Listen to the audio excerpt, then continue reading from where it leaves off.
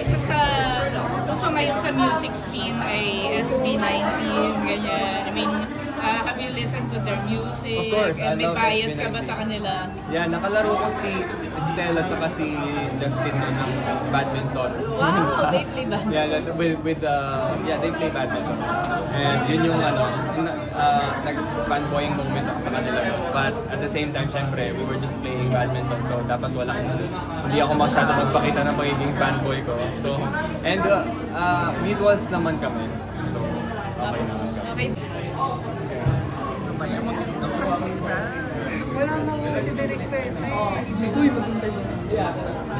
So hi Benedix, congratulations. Actually, I was so touched by your performance. Nasabi ko agad manonominate ko sa Phil Stage. Yeah. Yeah. So, si Nikki kasi she had theater back training even way before she entered showbiz. How about you? Bakit ang galing mo?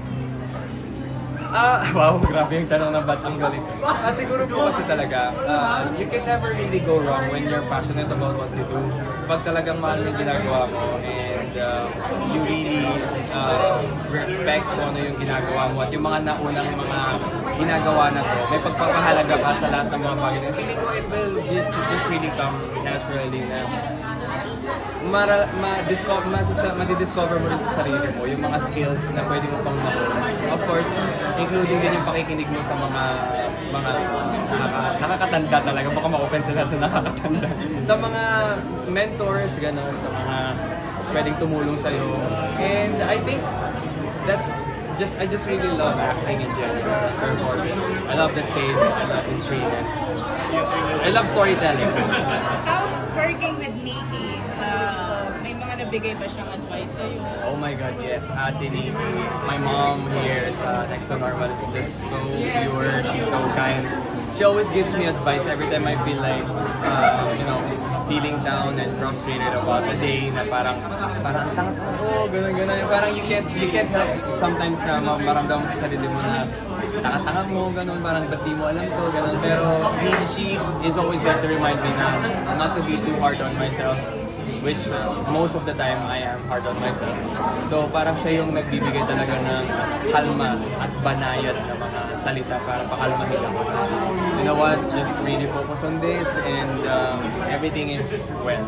Benedix, first time mo ba na gano'ng kataas yung kinanta mo sa isang? Yes, first time kong ganon kataas ang songs, and this has been made possible because of course of our musical director EJ Yatko. I can say that he was able to unlock something sa voice ko, sa range ko, na because of the rehearsals and yung crash course na ginawa niya sa rehearsals namin. I was able to somehow manage to hit those notes, especially when I'm calmer.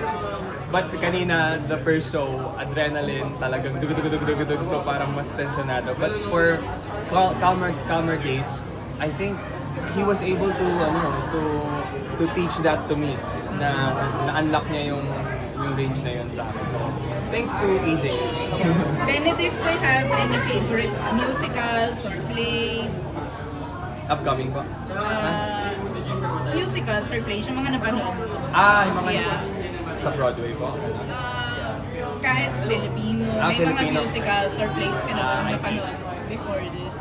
Before this, I didn't really grow up watching theater shows. Like, way back in the province sa Pangasinan, wala naman po talagang teatro talaga. So, until I watched Ang Huling El Bimbo online, and that's the first ever musical I've watched online pa. And sabi ko sa sarili ko talaga, someday I'll be part of this big musical. And then so I did. I was able to become an understudy of Ang Huling El Bimbo the musical nung recent run nila. 2000. Kanina understudy mo? Kuya Topper. I was playing young Anthony before. Yeah. And the rest is history. And everything just really followed according to plan. Na sabi ko, gusto kong mag-teatro, gusto kong magkaroon ng something na matutungtong ako sa stage. How's working with Toph as a director? Ano yung ma-describe mo sa style niya? Toph is so calm. Like, hindi ata siya nagagalit talaga. At kung magagalit man siya, parang ikaw pa yung magagalit, ba't hindi ka nagagalit? Parang ganun.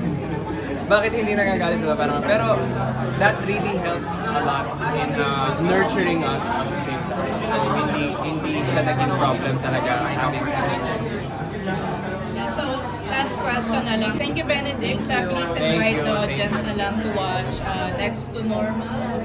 Yeah, I'm inviting everyone to please watch Next to Normal. We're running from February 1 to 23, so I hope you can catch it here at the Power Max Center Spotlight Black Box Theater here at Circuit. See you there. Thank you. Thank you. Thank you po.